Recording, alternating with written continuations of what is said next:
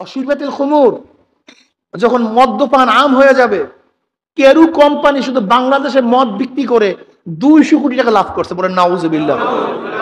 200 কোটি টাকা লাভ করছে এই বাংলাদেশে। 98% মুসলমান দাবি, 92% মুসলমান দাবি করি। বুঝেন কি বুঝলেন? কেরু কোম্পানি মদ, গাঁজা, ইয়াবা, মরফিন, প্যাথেডিন, ফেন্সিডিল যখন একেবারে সব ঘরে ঘরে চলে যাবে, কি আল্লাহ নবীর হাদিস ঠিক আছে নাকি না?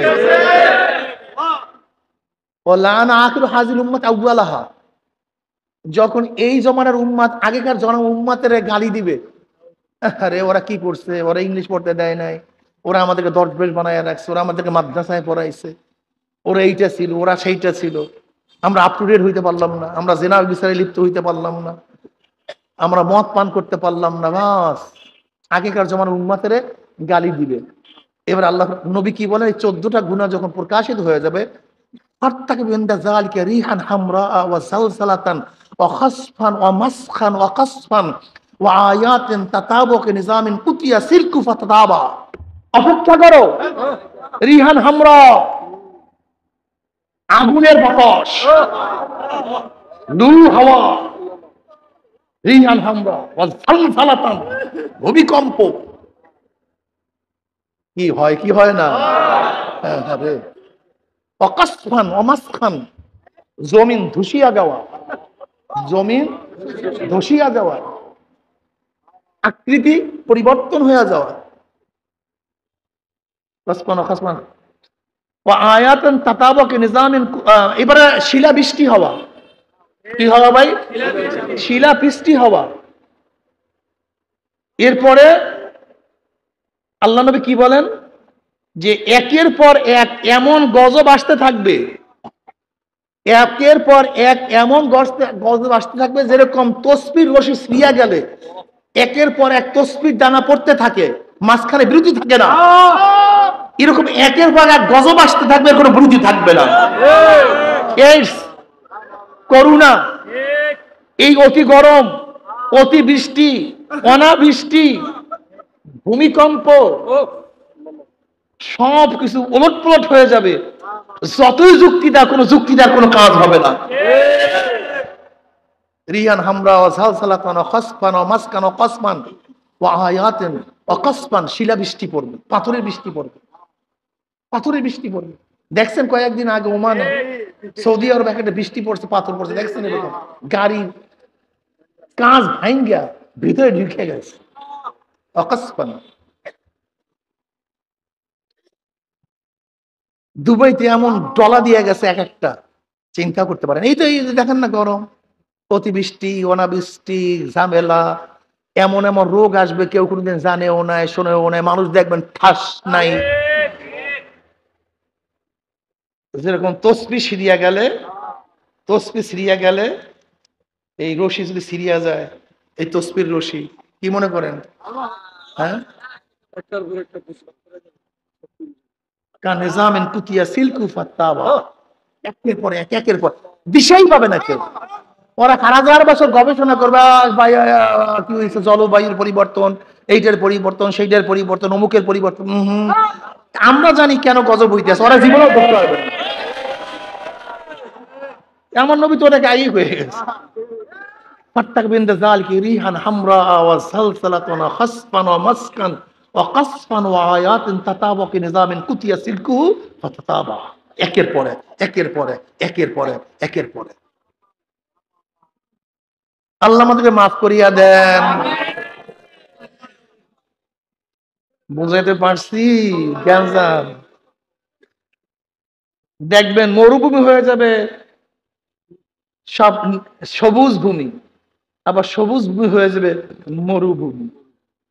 গ্যাঞ্জামের কোনো শেষ নাই। দেখবেন খালি ওই যে শোনেন, বরফ বলতেছে, আরো গজব আসতেছে, গরম আরো মারবে, প্রতি বছর ঘটনা ঘটবে। ফিরানো, তওবা করো, এখনই তওবা করো, তওবার সময় চলিয়া যাইতে আছে। এ আমার যুবক বাবারা, আমার বিজ্ঞানী বাবারা, হে আমার জ্ঞানী বাবারা, তোমরা বলবা এইটা পরিবর্তনের কারণে এত গরম। আমি যদি প্রশ্ন করি এটা পরিবর্তন কেন হইল, সেই জবাব তোমরা আগে দাও।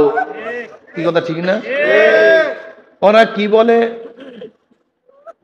পানির নাব্যতা কমিয়া যাওয়ার কারণে পানির কি হয়, বন্যা হয়। পানি বৃদ্ধি পায় কেন? পানির নাব্যতা কমিয়া যাওয়ার কারণে। আমি প্রশ্ন করবো, পানির নাব্যতা যদি কমিয়াই যায়, তাহলে গত বছর বর্ষা বন্যা হইলো, এই বছর হইল না কেন? গত বছর হইল, এই বছর হইল না কেন? নাব্যতা কমিয়া গেছে।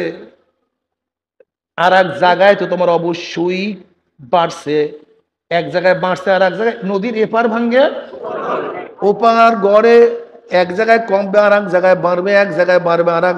তার বড় প্রান্ত গিয়া দেখো ভারতের মধ্যে 200 মাইলের মধ্যে তো কোনো গাছ নেই।